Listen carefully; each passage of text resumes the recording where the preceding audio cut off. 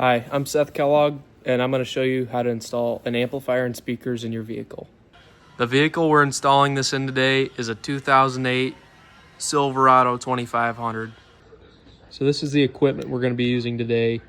We have a socket set, soldering iron, these are pretty cheap, solder, heat shrink tubing, a box cutter, wire strippers, lineman pliers, electrical tape, an assortment of picks and screwdrivers, zip ties, screws so that we could hold our amplifier down, and a Ryobi cordless drill. And this is the speakers and the amplifier we're going to be putting in. So for our first step, we first have to find a spot to put our amplifier. And since I have a single cab truck, I'm putting it directly behind the seats, just on a flat surface, and I'm just going to screw it down.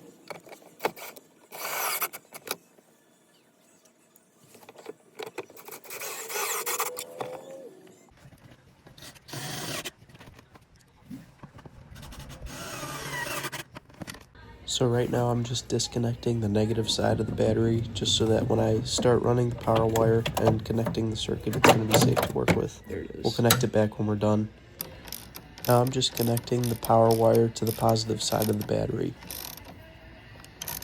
So the first thing when we install the fuse, we have to measure out where we want to put it, of course. So I'm going to probably zip tie it to right about here. So I'd go right in the middle there. Take your lineman's pliers, go right there, and cut it.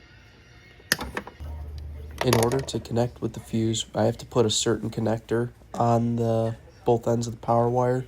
So I'm just stripping back the sheathing off one of the sides of the power wire, and now I'm going to crimp on the connector that it came with.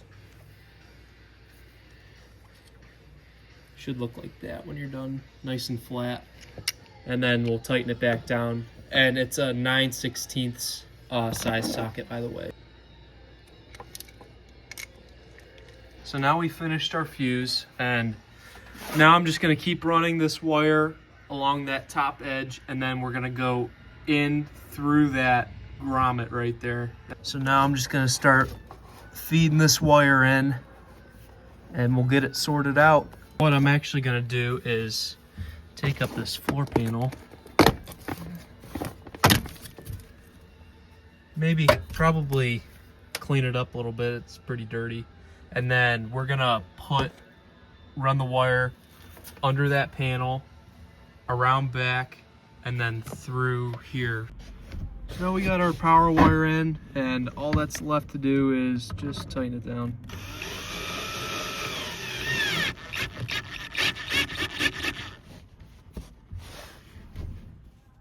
So the next step in installing your amplifier is actually hooking up this grounding cable, which basically is like the power cable, except it involves less steps. So what you're going to want to do, here's your grounding location on your truck, right behind the seats, and then we're going to bolt that down. And then same thing, just cut it off about 1/2 inch. Take the sheathing off and put it in. So now I'm going to move on to removing all this paneling on the door that's covering the door speaker. There's 3 covers that you need to use a pick to get out with.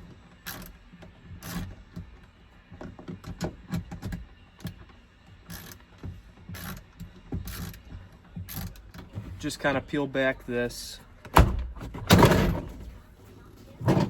Once you get to this point where you have the door panel off and everything, go ahead and go over to the other side and take that panel off, because they are basically the same. And yeah.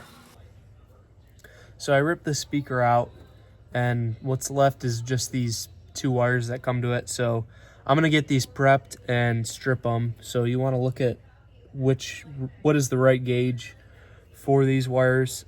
I'm thinking that it's 20 gauge, so I'm gonna go to the spot that says 20 on it, start twisting it, and then you pull it, and there it is. Next part of the install is our line output converter, which you will need if you don't have a aftermarket radio. And it looks confusing, but they're pretty easy to install if you follow the guide. So basically, all you have to do is find the right wires and then run them to each speaker. So this is like your rear left speaker, I think. So you go positive and negative on that. And I'll show you an example on one of the speakers, and the rest, it's just follow the guide and it's all right. So now I'm going to show you guys how to solder. And first thing you want to do is figure out which speaker you want to do first. So I'm going to do the back left speaker, say. So I'm going to put a piece of heat shrink tubing right here. This is the positive side. And I'm going to take the positive side of this lamp cord, which it's ridged on one side, so that's my positive that I'm going to be using. And so for stranded wire, you're just going to push it together like this and start twisting it, and you'll get a good connection. And then after that,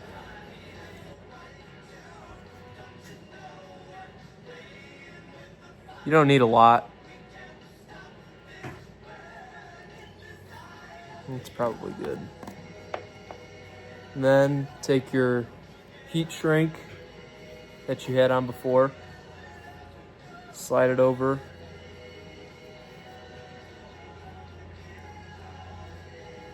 and take this part that's called the barrel of your soldering iron and just gently press up against it so it shrinks the heat shrink wrap.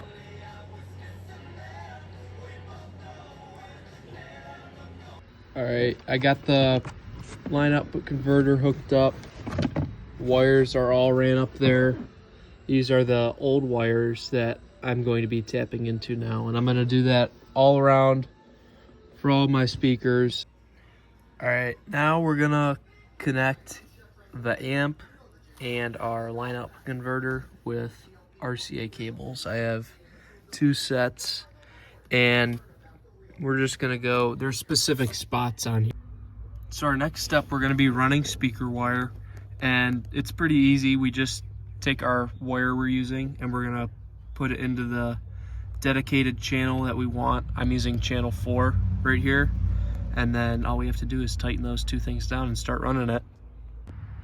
So now I ran the wire through my door into this hole where the speakers are gonna go. And I put on one of these clips, and basically I'm just gonna take my strippers and pinch right here, and it's gonna crimp it down so I can put it on the speaker nicely. So I got the speaker connected properly, positive to positive, negative to negative, and now I'm just gonna keep it like that and screw it in with self-tapping screws. Now just repeat this process on all 4 speakers. So the last step for this project is actually tuning the amp, which is pretty simple. You want to start out, since we're doing speakers, you want to switch your crossover all the way to high pass filter. That's going to eliminate most of the bass sounds that are going to potentially blow out your speakers. So you want to switch both of those to high pass filter, and then start by turning your volume up to about 75%, and then with your gain, you're going to want to turn that all the way down, and then slowly start to increase it, turning it clockwise until you start to hear distortion in your speakers, and that's when you know to stop.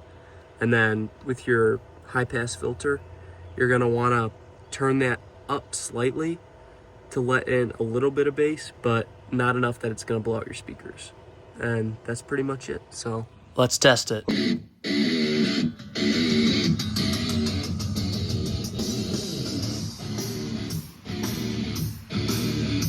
They're pretty loud.